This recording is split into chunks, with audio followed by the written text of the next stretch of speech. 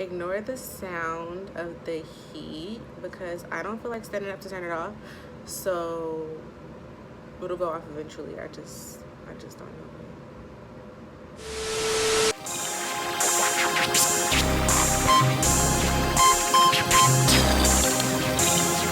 Why? Hey guys, welcome back to my channel.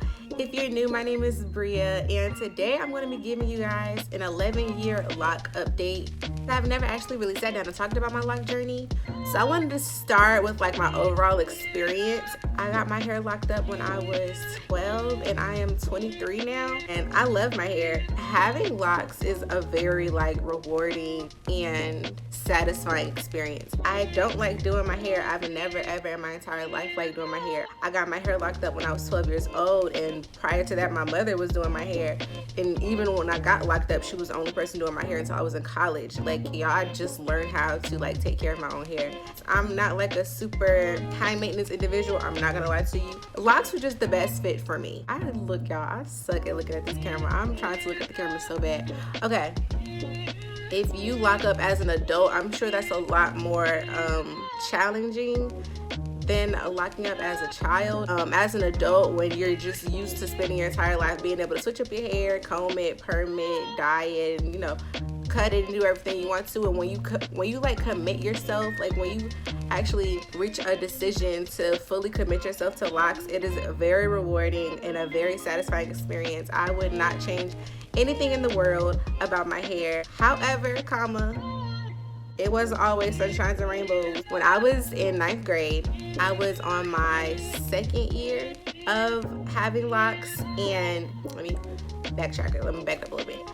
When I got locked up, originally I was 11. My mother gave me a perm. It did not take. She was over it. She has locks as well, so does my father. So she just decided to lock up my hair. So all of my hair was locked except the ends, like the tips of my hair, down here. My mom decided to cut off the unlocked hair because she didn't think it was going to lock. It was fully locked, and then I had straight ends. So she cut those off, which really hit my self-esteem really hard because that was 2-3 inches off of my hair.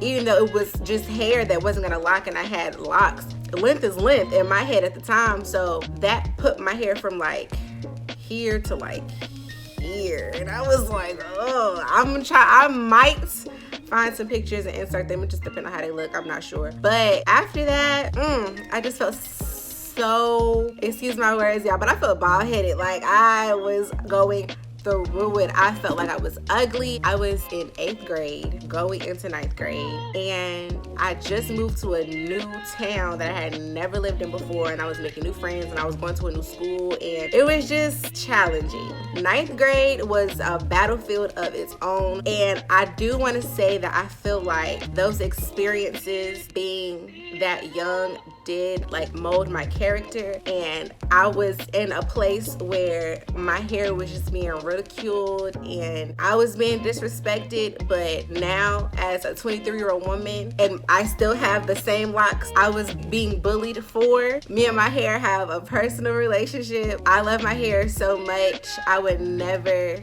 I'm not gonna say never because you never could say never, but I don't see myself cutting off my hair. And plus, my hair is longer than 98% of the people that was talking about me when I was 13 and 14 years old anyway. But overall experience, I love my hair. We are very literally locked in. As far as my hair, the regrets that I have about my hair are gonna be, I regret that I didn't develop a moisturizing routine earlier than I did, because after I got to college is when it kind of set in that I don't have my mother. I'm gonna have to do my own hair. Prior to that, I never did my own hair. My mama did everything to my hair. She dyed it, she washed it, retwisted it, everything, moisturized it, everything. So I had to do it on my own. And I think that my only regrets would be not having a moisturizing routine, or not having go-to products, and maybe not asking questions that I should have been asking her before I got to school. Not saying that it was a terrible experience learning how to take care of my own hair, because it wasn't. It was actually very fun. Like, I was doing something for myself for once. I wonder how, like, if you're watching this video and you were also locked up as a child, and then you still have your locks and you're an adult now, how was that experience when you went from having your hair taken care of to having to take care of your own hair? Like, leave down in the comment section below how that transition was for you, because I'm actually very curious. For me, it wasn't that bad, but it was very just different. I didn't go straight to YouTube trying to take care of my own hair, so I was just going off of like knowledge that I had from my mom, still not knowing, you know, like everything. So I was just trying stuff, and things worked and things didn't work. That's how I found my own routine. That's how I have developed my own routine, by trial and error and trying things that worked and also trying things that didn't work. But also, back to the earlier lock years, I would say that one thing I did have was patience.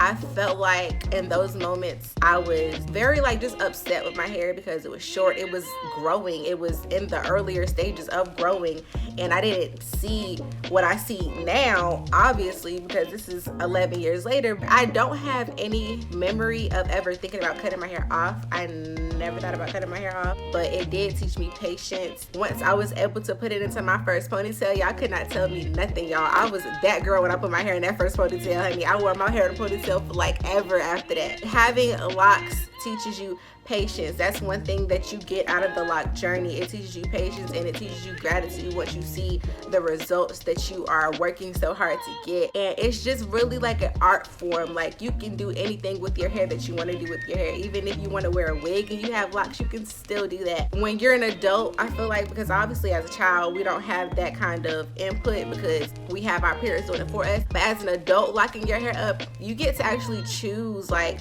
how big, how small, what form, what method, like what color, whatever you do to your hair. And I feel like that's such an awesome form of self-expression, because you get to do whatever you want to do to your hair, because it's literally just like a journey. Like, whether you like it or you don't, if you don't like it, you can switch it up and do something else. If you like it and you love it, then that could just be one of your characteristics. Because I'm pretty sure that when people describe me, they describe me as the girl with locks, and I'm okay with that because I love my hair.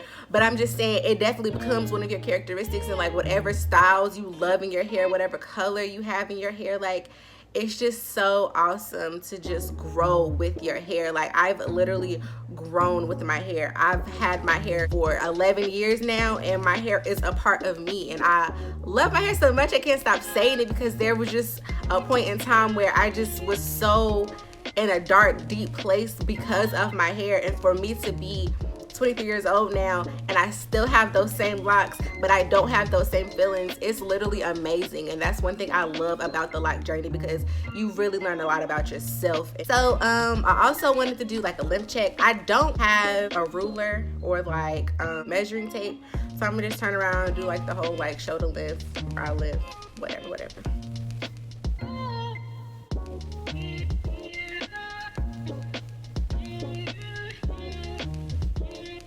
So my hair is pretty much like waist length in the back. My hair is pretty much like waist length in the back, which is really cool. The lock journey so far has been a journey. It's obviously a journey. Ups and downs. There's been so many good days. There have been bad days. I still haven't dyed my hair yet. I know if you watched my last video, I said I was going to be dyeing my hair soon. I still am. I want to dye my hair for my birthday. My birthday is coming up. It's next month, and I'll be 24. So I want to give myself a new color. I'm thinking about like a light brown.